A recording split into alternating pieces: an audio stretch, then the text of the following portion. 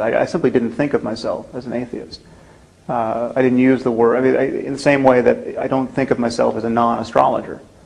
No one has to wake up in the morning and repudiate astrology by accepting the identity as a non-astrologer.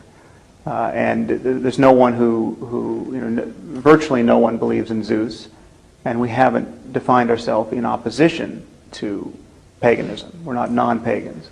And I think it's also useful to point out that every devout Christian stands in the same relationship to Hinduism or to Islam as I do. The Christians look at what's going on in Muslim discourse. They look at the claim that the Quran is the perfect word of the creator of the universe, and they are not persuaded.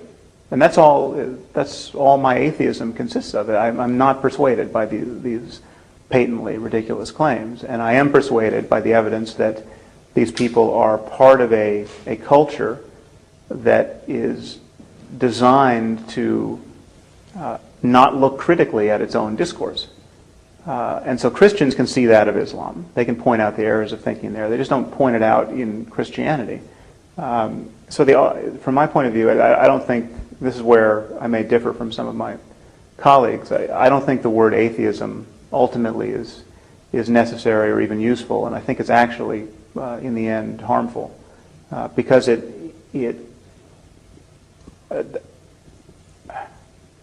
rejection of absurdity is much bigger than atheism. It is science. Reason is much bigger than atheism. And having standards of evidence and argument is much bigger than atheism. And that's all we need to repudiate most of what most people do most of the time in the name of religion. And these days, science has gone way beyond that. We know a lot more about what is happening. We can literally see memories being formed. We can see the chemical changes in neurons. So the soul is supposed to also have memories. How do the memories get from the neurons to the soul? We know that brains often have false memories in them. Does the soul in the afterlife carry those false memories, or are they somehow corrected after death? We even know the laws of physics by which the atoms, the electrons, the elementary particles in our brains behave. We know the equations that the electrons that are responsible for chemistry obey. And there's no ambiguity in these equations. They could always be wrong. It is always possible to say, well, we just don't know what is going on. That's fine. But what we have is the evidence of every experiment ever done telling us that these equations are correct. To overcome that, we would need very, very strong evidence. Just one experiment telling us how the soul is pushing around the chemicals in our brain, but we don't have that. What science says is that life, or consciousness, is not a substance like water or air. It is a process like fire. When you put out the flame on a candle, the flame doesn't go anywhere, it simply stops. And that is what happens when we die.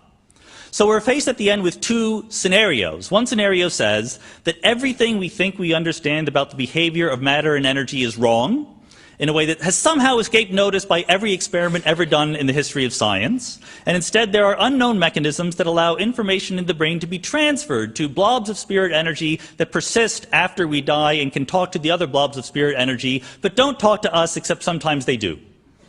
The other scenario says that physics is right and that people under stress sometimes have experiences that are not actually real.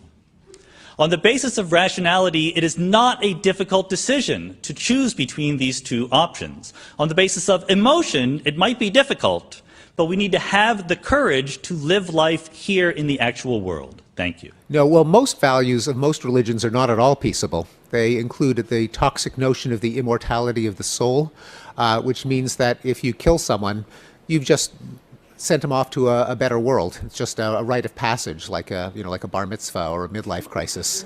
If you believe that this is the only life we have, I think that increases the value of life. Also, religions, because the religions that hold out the prospect of a future utopia, a messianic age, a kingdom of heaven on earth, often write into their chronology one last spasm of violence that brings about a perfect world and justifies violence committed as a means to that end. Religions have also sanctified authority so that the defiance of an ecclesiastical hierarchy is considered a heinous crime, hence the burning of heretics. It has licensed the maltreatment of animals, which in the Judeo-Christian tradition were put on earth for the benefit of humans. It's licensed the beating of children, since they're possessed by the devil or subject to original sin and have to have the devil literally beaten out of them. To say nothing of the treatment of homosexuality and other kinds of punishment of violations of standards of purity, sexual dress, food, and so on. So, and it's not surprising that religions have been responsible for some of the worst bloodlettings in history, such as the Crusades, the European Wars of Religion, the Taiping Rebellion in China was religiously motivated. Now, this isn't to say that religions are always bad. There have been some periods in history when some religions have done good. There was the Quaker movement, which was both pacifist and abolitionist, although they were a little late to the party because 100 years before there were already briefs against slavery by John Locke and others. And of course, the opponents of the abolitionist movement were themselves religious, and there were plenty of preachers who defended slavery, but at least that religion at that time in history can be credited with having done some good. And there are some other examples as well. So I would say that Christopher Hitchens made an overstatement when he said that religion poisons everything. That's going too far, but I think it has poisoned a lot of things. The question is not whether individual people who happen to be religious or who happen not to be religious are good or bad. The question is whether religion itself is.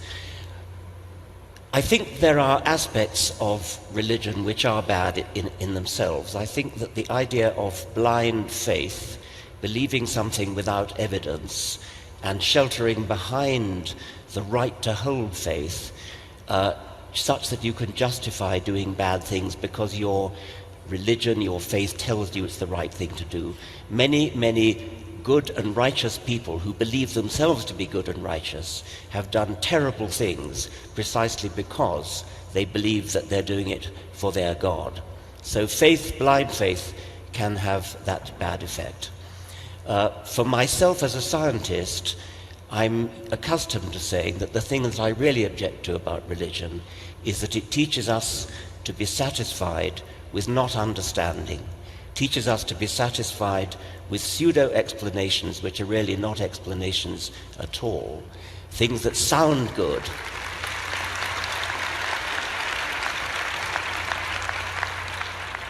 Things that sound like an explanation but which really aren't, which appeal to the emotions but don't actually explain anything. So I think that religion in that sense can be the enemy of science, the enemy of truth.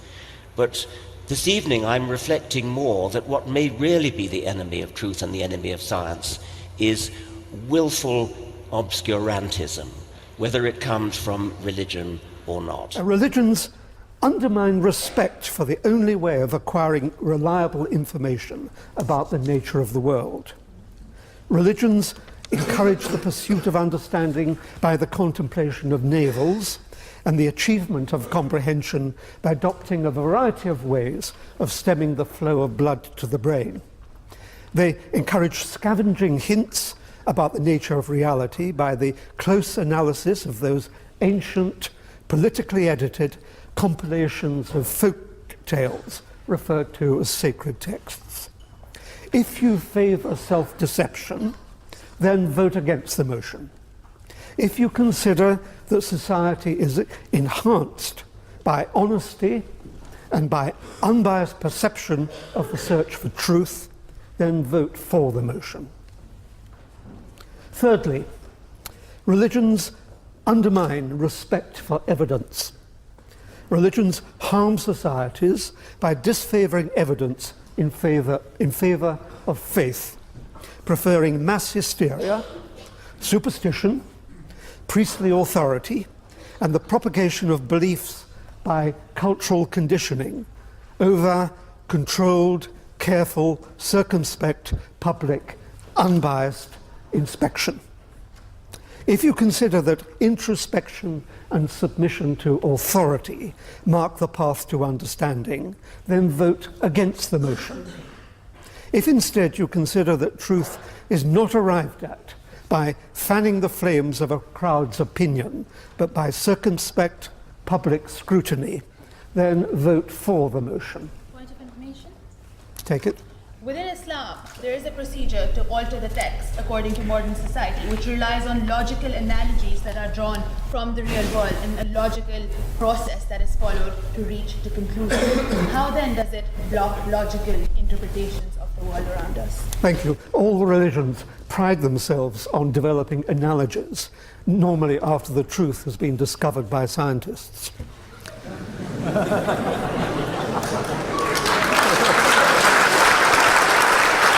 The vast majority of Muslims condemn these actions, are against them, and live a completely different, beautiful version of Islam, where social equities, social justice, all this, being kind to the weak, the care for the elderly, all that is part of our value system. Peter Whittle, is this a vision of Islam that you recognise, and would you like to be introduced to it? Listening to you, it's like you're living in fairyland. Frankly, I don't see why any religion, I'm an atheist, I don't see why any religion should have a PR campaign. Some of the points that are made are sort of so absurd that they almost are surreal. The idea that, for example, women in Islamic societies are not repressed is quite extraordinary. Now, for example, you talk about this country, for example. Nobody has said that. Look, nobody... I said the values of Islam are pro-women and pro-men. Don't judge it Islam by says, Muslims. You said Muhammad supported Absolutely he did, women's but rights. Hang on, women are not Christian. repressed today. Just a second. Let Peter finish his point. It doesn't make the point. This campaign doesn't make the point about how he married a girl at the age of 6 and consummated at the age of 9. No, it doesn't make that point. But the fact I would make as well, and this is a very personal point, is that as a gay man, for example, a big survey done by Policy Exchange a few years ago, the biggest, hang on, it was done by Munira Mirza, who is a Muslim. Right, she was from a Muslim background, and you know it. She's an atheist. And the fact is, it found that 71% of young Muslim men, 16 to 24, right, thought that homosexuality should be criminal. Now, how are you going to put a PR spin on that? How do you do that? Well, Mehdi? Peter, I'm delighted you're here because you're the very reason Islam needs a PR campaign, because people like you talk so much drivel about Islam and Muslims. That's why we need a PR campaign. Everything to get rid of nonsense like that. Some Muslims want homosexuality criminalised. Guess what? Some non-Muslims do too. Go to some pubs around here. Listen, I don't agree with that either. But you don't judge a people or a community or a faith on the basis of an extremist minority. That is why not the an majority. extremist minority. Of course it is. That's 70%. Of course it's a 70% of 16 to 24-year-olds think that being gay should be criminalised. That is not a minority. So the point is that there's what we're calling radical Islam or extremist Islam or fundamentalist Islam is massively well subscribed in the Muslim world, and there are reams of polling data to attest to this, mostly the Pew polls, but also Gallup polls. The basic point that most people want to believe is that all religions are equally benign or equally irrelevant. They all more or less teach the same thing when they're wise. They teach the same thing when they're not wise. And for the most part, good people will be good and bad people will be bad with or without religion. And that it's all a matter of politics and culture and economics. And religion is never really pulling the strings of human behavior. No one's really blowing themselves up in a crowd of children because they think they're going to get to paradise and get 72 virgins. The problem is, everything I just said in that paragraph is false. And we have to grapple with this fact. People really believe these things, and they are really motivated by their beliefs. And if you believe that the Quran is the perfect word of the creator of the universe, it is absolutely rational to hate the infidel, to think that the infidel is going to just burn in hell for eternity, and that's a good thing because God wants it that way. And you should spread the one true faith to the ends of the earth, and you are in a perpetual state of war against unbelievers. That is arguably one of the central messages of the Quran. It's not the only message, as you point out, and there are a few lines, like there's no compulsion in religion, for instance, which you can hold up against that tide of animosity. But reformist Muslims have to do that. But they don't have as many tools as we would want them to have. And we just have to speak honestly about that. And we have to encourage liberal voices in the Muslim world. The science of any one century is going to be superseded by the science of future centuries, such that if somebody from, say, the Middle Ages were to be brought back by a time machine to now, they would find mobile phones and computers and jet aeroplanes. They would be indistinguishable from magic. They would appear to be supernatural. So I am a materialist. I don't believe there is anything supernatural. But don't think of that as a denigration of the natural, because if you were to come back in 500 years' time, you wouldn't have seen nothing yet. The physics, the engineering, the biology of 500 years' time will be so far advanced over today's that we might well fall on our knees and worship it as supernatural, but it wouldn't be. It would be the evolved natural. Scientific, or more generally naturalistic secular mindset forces you to have skepticism, including about your deepest held beliefs. That's the origin of modernity. Really, modern philosophy is in skepticism, in avoiding dogma, authority, feelings of certainty from emotional conviction, and to be able to question anything. I mean, that's the beginning of science. That's the beginning of philosophy. And having a Darwinian point of view, realizing that everything that I'm thinking with right now is itself an organ that has its quirks, that has its history, that has its limitations, is even another ground for a kind of humility or modesty. Namely, no matter how certain it seems to me, well, it would, wouldn't it? That's all I have to think with.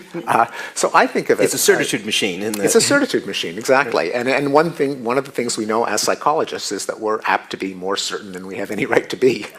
And keeping that in mind, I think, is a kind of break on a kind of overweening confidence that we've figured it all out. And in fact, I would argue that it compares favorably with a religious mindset, which depends on things like revelation, faith, dogma, tradition, authority, and so on. You can have Darwinism without certitude, but you cannot have religion without dogma. And certainly without faith. And faith is believing in something without having a good reason to, and I think that's a bad thing. What's your personal opinion? You know, put you on the spot a little bit. I'm a scientist, so I say I go where the evidence goes, not what I personally would like what to. What evidence as you interpret it? I would love to believe. Your theory. I would love to believe that there was a God who made us, who's looking out for us. And loves us. Loves us. We need takes love. care of us. And makes us intelligent, guides us, and keeps us. Such a mess. We're doing things so wrong. Then we would be relieved of the responsibility of taking care of ourselves. The voice would come from up above and say, don't pollute the atmosphere, stop the chlorofluorocarbons. Right. That's right. But that does not seem to be the case. We have to solve our own problems. We have to solve our own problems. Now, on the question of the origin of life, there's been some very interesting progress made. On the early Earth, there are two different ways in which the stuff of life, the molecules that lead to life, are made. One, it seems very clear, it was made in the primitive atmosphere, lightning, ultraviolet light falling on the Earth, that kind of stuff. And the other way is, it fell from the skies. Because at the time of the origin of the Earth, comets, a lot of debris was being swept up. The solar system was a lot more traffic in it than there is now. And a lot of that debris, we know from the exploration of Halley's Comet, for example, comets are very rich in organic matter. So the stuff of life was falling on the Earth. Now, is that the hand of God or not? Well, if you believe in God, God established the physical laws of the universe, and chemistry is a consequence of physics, so all those molecules that led to life were made by God. It's possible to believe that.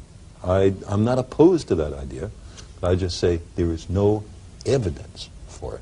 And where there's no evidence, I say keep an open mind. Don't commit yourself in the absence of compelling evidence.